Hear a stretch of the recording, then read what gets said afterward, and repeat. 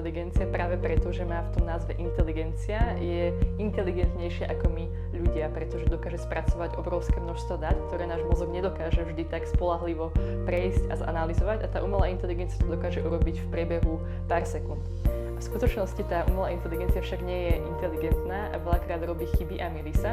A dokonca systémy umelej inteligencie veľakrát majú spoľahlivosť 90% alebo 80% a vtedy hovoríme, že sú spoľahlivé a že sú vhodné na nasadenie.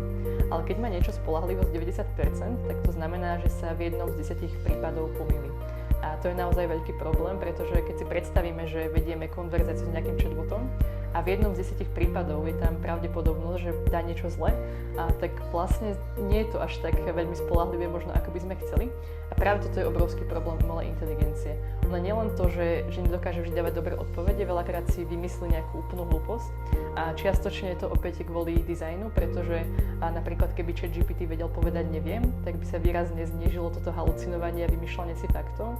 A tieto všetky veci opäť dizajnové, ale častokrát aj to, ako tá štruktúra umelej inteligencie funguje, to, že funguje na štatistickej pravdepodobnosti, vlastne robí tie systémy veľmi nespoľahlivé a vždy len s nejakou pravdepodobnosťou dosahujeme ten správny výsledok. Takže tieto všetky a mnohé ďalšie faktory spôsobujú to, že tá umelá inteligencia robí naozaj veľa chýb.